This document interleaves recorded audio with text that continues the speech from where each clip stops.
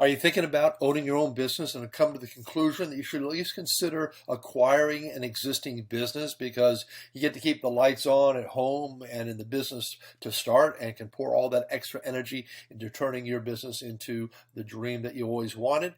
This is Brian Stevens with Thinking Outside the Boss, tips and ideas for business acquirers, and this is the 11 essential points. The tips and ideas for helping people when they first start looking at all those businesses that are online promising all this great glory, etc. And it's here to help you save more time by analyzing the different ads that you see on the internet so you can decide whether you should invest more time or not. This is Brian Stevens with BuyBizUSA, so you can reach out to us at BuyBizUSA, and this is the Thinking Outside the Boss series. Okay, we're going to talk about the 11 essential points, and this is actually a screenshot from an ad, and I've added some little red notes on there from one of the ads from the Business Brokers of Florida. They do a really great job, unlike some of the websites that you see, businessbroker.net and Business for Sale and BizQuest and all those guys, put some basic information on there, but their website really gives you a lot of details. Now, I know this is probably really hard to read, but I'm going to go through the 11 points really quickly. I want to start off by saying, hey, there's two different factors that we talk about a lot of times when we talk about earnings. One of them is that seller's discretionary earnings, which is you, if you're taking over the business and you're going to work in it full time, not the family, not replacing or bringing in your family members, which you may do, but you as a working owner. And the other factor is called EBITDA, which is very much like that, except for it counts for paying basically for a manager, as if you were going to buy 12 of some sort of business and have a manager in place in each of those. It would be what would be left over after you paid that manager in there. But for the most part, we're going to refer to seller's discretionary earnings, you working in the business as a lifestyle. Okay, now that screen that I showed you with this shot out here, I'm going to go through page by page and pull out number one, number two. We're going to talk, first of all, do the earnings justify the price? Well, every business owner would love to get a lot of money for their business. I mean, who wouldn't? And you just got to make sure that it seems reasonable. Now, there's no single rule that can say that every business, if it's making $100,000, should be priced at X. You get to know the industry guidelines, know the details, the nuances of that specific business, and I recommend that you always go get some professional help to get some ideas. But one other factor I consider, people often price their businesses on the high side instead of the low side, so if you really like a business, you feel free to make a reasonable offer, but make sure that it makes sense so that you can afford the business. Number two, do the earnings to gross sales make sense? So I see a lot of people make these inflated reporting like, my business is grossing $1 million and it's netting $500,000. Well, in most all cases, that just isn't the case. So anyway, just because the ad says so doesn't make it true. Things like big rent can kill a business out there. Many businesses net under 20% of gross sales, sometimes far less than that, 10, 12, 14%. It really depends on the business. Some are losing money, of course, and you probably don't want to buy those, at least not any particular time soon. And then get to know the industry standards because every industry is a little bit different from each other. Okay, number three, does the reason for selling make sense? Get to know the rest of the story.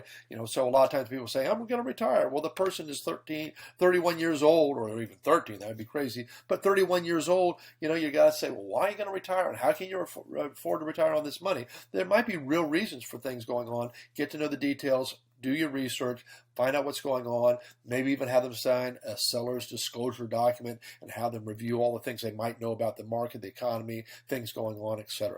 Okay, number four, the hours of the working owner. And this is remembering one working family member. Does the owner work reasonable hours? Can you basically do the same sort of thing? And realize that when you take over, probably for a period of time, you're probably going to spend even more time because you're going to be on a learning curve to learn the nuances of the business. Just find out, make sure it's something that's reasonable, something you can live with. And again, I'm going to remind everybody, seller's discretionary earnings is just one working owner. So I've seen businesses where they're claiming, here's how much we bring in as a family, and we've got the kids and the spouse, etc.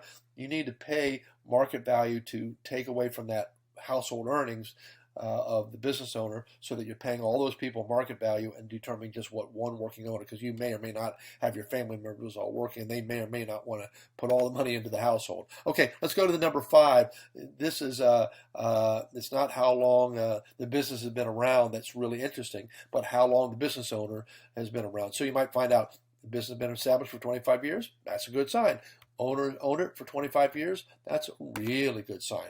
realize that there's sometimes you'll see people selling a business, been around for 40 years, and then you find out they've been around for 14 months, and you need to find out what's going on, what's happening, why are they selling it after so quickly if it's such an incredible business. Okay, another factor is the non-compete. This is very, very important.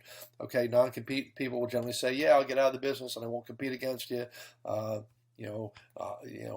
Miles, 100 miles for 10 years. Realize that in every state there's some reasonableness in terms of what can be supported. And if you ask for too much, sometimes that becomes a problem, just like asking for too much distance and that sort of thing. But think about what's reasonable. As an example for the distance, the comparison of a hair salon, maybe 5 or 7 miles or something like that is sufficient. Look at each market and determine what's right. But if you were selling an e-commerce business or buying an e-commerce business, the distance might be worldwide, etc. Okay? Skills and licenses. Some businesses just require a business license. Other ones, have a requirement for people being in business for a long period of time. Sometimes, like for a lot of commercial businesses, commercial or contracting rather, you need to have 4 years of experience, etc. So don't just rely on what the seller is telling you. The rules have changed for some of these things since they've been in business. So do your own research and make sure you're not acquiring it. Sometimes you can get somebody to hold the license for you. If you're dealing with some of the banks, though, you need to make sure that the banks are on board with that and going to tolerate it. So, make sure that you put as a contingency that you can work out the details of understanding the license. Sometimes the seller will be kind enough to hold the license for a while. Many times they say, if you buy the business, I don't want anything to do with it.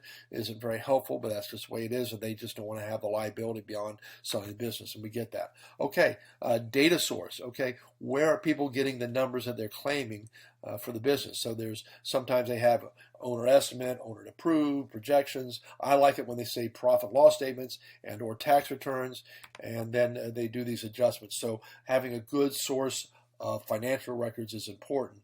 But realize that even taxes can be, I have in here faked. That's kind of not a nice term, but I've had people that have given tax returns and we said, well, good, we just want to compare now what you've sent to the IRS because we need it for the SBA loan. And suddenly they're like, well, I think that might have been one of the drafts I had. And it turns out the numbers that they're earning were very, very different. Sometimes they forget or make a mistake or what have you. You just need to trust but verify. Keep that policy and rule, but realize that tax returns are far better than stuff in a little black book or on a notebook or something like that. Okay, number 9, are the expenses reasonable and the adjustments reasonable? So here's what I'm talking about in a nutshell. We'll go through a whole series on adjusting financials to get things, but people might say, made $1 million in gross sales and took home 150,000. You look at the bottom of their tax returns and show they made 30,000, but then you find out, well, they paid themselves a salary, they paid their spouse a salary, and the spouse hasn't worked in the business for years. They wrote off a really nice car to get to work, which was not essential because they don't even need transportation, and they've taken off vacations and all those things. So sometimes if you're going to go for a bank loan, the banks are going to like some of these things and some they won't.